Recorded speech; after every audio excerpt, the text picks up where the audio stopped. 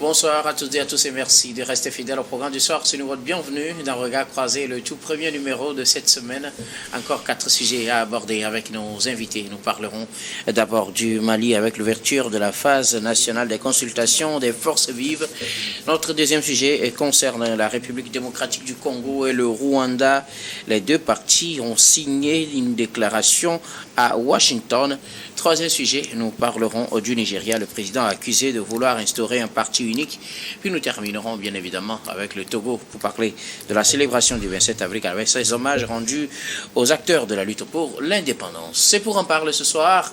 Deux invités sur ce plateau. Avec moi, Gabin Adjaro, vous êtes juriste et directeur des cabinets juristes consulting. Bonsoir Gabin et bienvenue. Bonsoir Dr Guillaume, bonsoir à toutes les téléspectatrices et à tous les téléspectateurs de New World TV. Bonsoir à mon co-débatteur et merci de m'avoir invité. Merci beaucoup à vous Gabin d'avoir répondu à notre invitation. C'est moi docteur. Notre deuxième invité ce soir, Adam Adrono, vous êtes journaliste, analyste politique. Bonsoir Adam et bienvenue.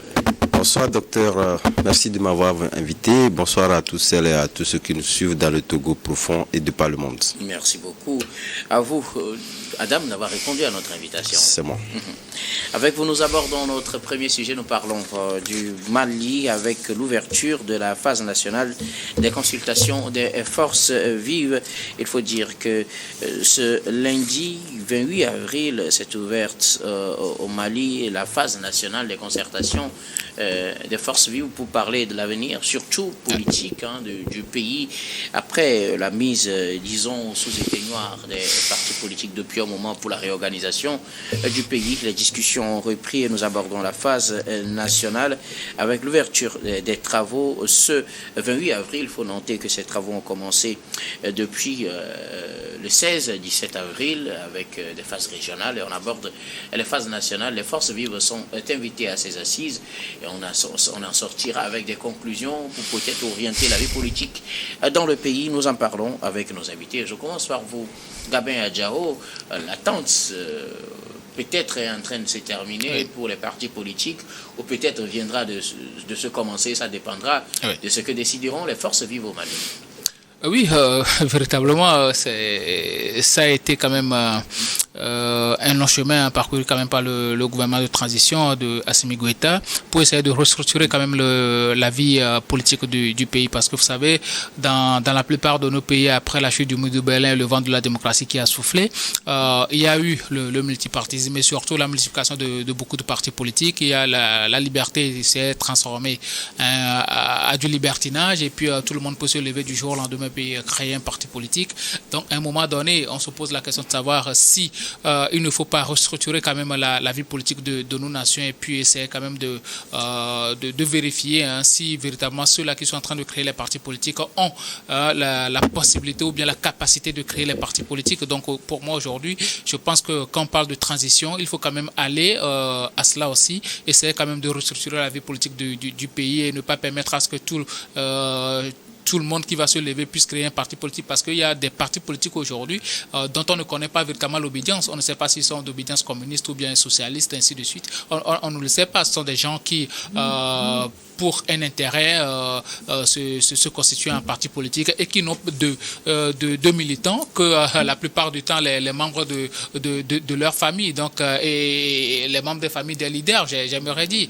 Donc à un moment donné, je pense que le Mali est en train de voir dans quelle mesure ils peuvent restructurer la vie politique de la nation avant d'envisager organiser les prochaines élections générales. Donc pour moi, je pense que pratiquement tous nos pays, et ça aussi, ce n'est pas parce que beaucoup de personnes vont dire qu'il s'agit de la dictature ou bien on veut instaurer la dictature ou bien le parti unique, mais ce n'est pas, je ne suis pas sûr qu'il s'agit de ça. À l'ère où nous sommes aujourd'hui, il est impossible carrément d'instaurer l'unipartisme dans nos pays. Donc à un moment donné, je pense qu'il faut comprendre la quintessence de cette consultation-là. Encore que ce n'est pas seulement le gouvernement qui va se lever, décider ou bien prendre des mesures ou bien prendre des règlements qui vont essayer quand même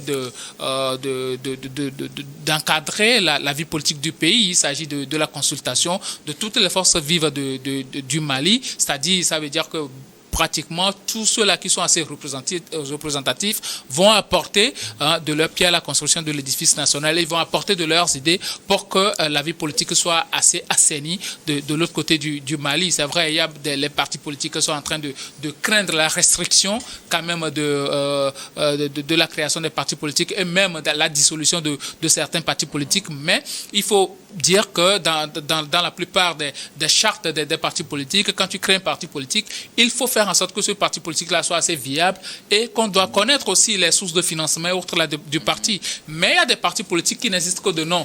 Leurs noms sont pratiquement dans les agendas du ministère de l'Intérieur ou bien du ministère de l'Administration territoriale, mais au grand jamais, on nous voit ces partis-là sur le terrain en train d'implémenter des activités politiques. Donc, à un moment donné, il faut se dire que ces gens-là, on ne peut plus les compter parmi les partis politiques puisqu'ils existent de nom, mais en réalité, sur le terrain, ils sont morts.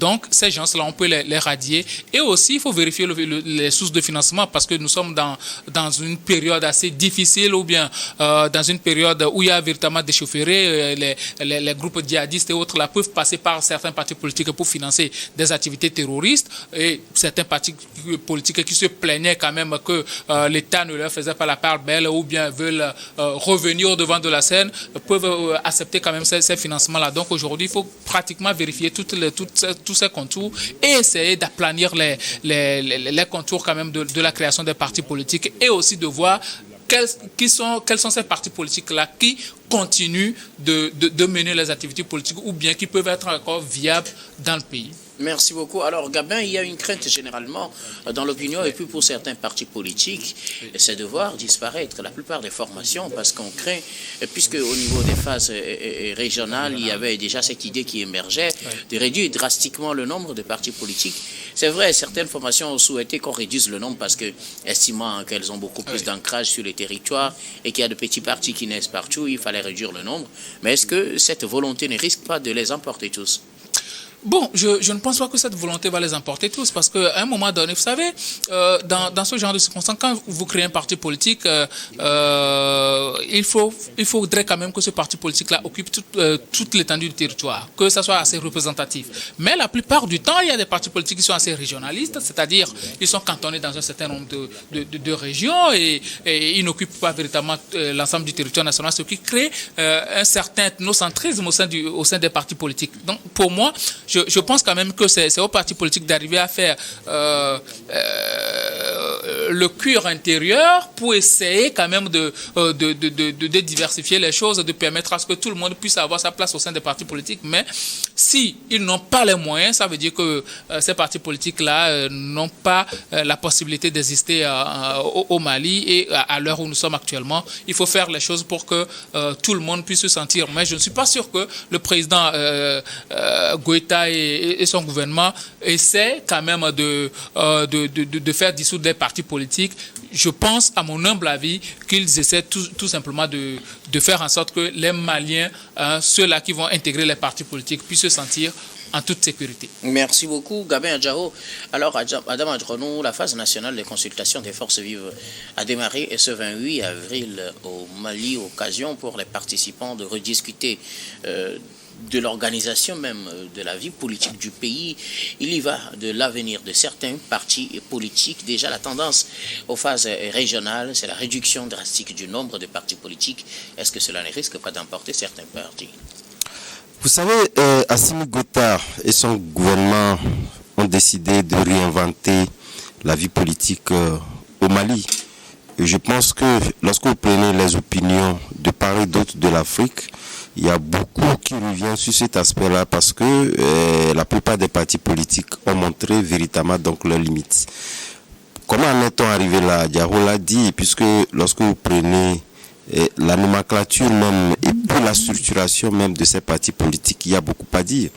Vous verrez des partis politiques qui en réalité sont porteurs en tout cas d'un certain nombre d'idéologies données, mais on retrouve pratiquement que ces partis politiques, en dépit de ces règles établies qui en réalité devaient permettre de pouvoir avoir une configuration nationale, on n'y s'y trouve pas. Et justement, lorsque vous prenez en réalité ces personnalités-là en arrière-plan, on se pose la question si réellement ces leaders-là qui ont décidé à un moment donné de se regrouper et de fonder un parti politique, est-ce qu'ils ont une réelle ambition pour le pays?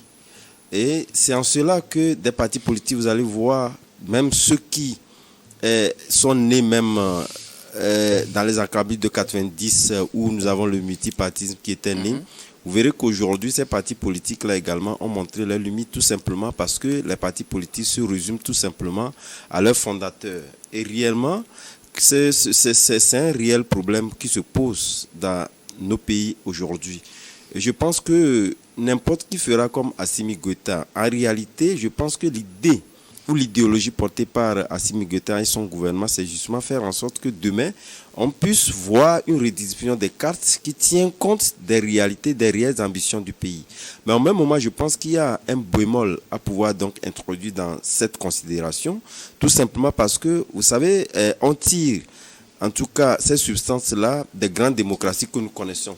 Et lorsqu'on prend cette grande démocratie... C'est-à-dire avoir 2 grands partis, 3 grands partis... Tout à fait. Et je pense que la vie politique est beaucoup plus intéressante lorsqu'on se résume donc à ces grandes tendances ou ces idéologies politiques. Mais au même moment, lorsqu'on fait ces comparaisons-là, je parlais de Bémlan justement parce que lorsque nous prenons cette démocratie célébrée comme on l'aime l'appeler justement, vous allez constater que cela fait partie de l'ADN du pays. Ce n'est pas un truc donc à décréter. Est-ce que la manière dont ça se passe aujourd'hui, est-ce qu'on arrivera, puisque vous avez parlé de réduction, donc pour répondre à votre question, c'est justement cette réduction-là ne permet pas en réalité, si demain on arrivait peut-être à pouvoir trouver des formules, et la plupart des formules c'est lié peut-être à corser davantage la manière dont de création de ces partis politiques-là. Et je pense que lorsqu'on corse davantage, est-ce que cela permettra en réalité à ceux-là qui portent l'idée de pouvoir donc arriver à des grandes tendances, réellement de pouvoir trouver des partis qui tiennent compte de cet idéal-là dans le pays? C'est pas évident, puisque de toutes les façons, on peut dire, voilà, et justement, vous allez constater que, en tout cas, les riches ne sont pas forcément ceux qui portent des grandes ambitions pour leur pays. Vous verrez qu'en réalité, certains, ils ont la capacité de porter dans des ambitions qui permettent en réalité demain de pouvoir réinventer la roue, mais justement, n'ont pas les moyens de pouvoir en arriver là.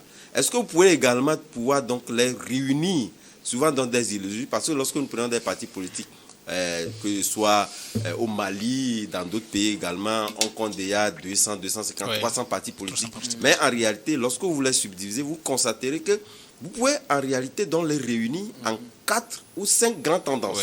Mais est-ce que aujourd'hui les divisions que nous constatons dans les partis politiques, où les gens créent des partis politiques justement pour des business, lorsque vous êtes au pouvoir, on change de tendance, on a vu véritablement donc cette tendance qui permet, je pense qu'au Sénégal, beaucoup en ont parlé, où on a des vagues, des gens qui se rallient, des grands partis politiques, partis où ont gagné des élections et laissent pratiquement les ambitions nourries par le passé, et justement ça effrite en tout cas les partisans qui ne se retrouvent pas en réalité dans ces partis politiques-là.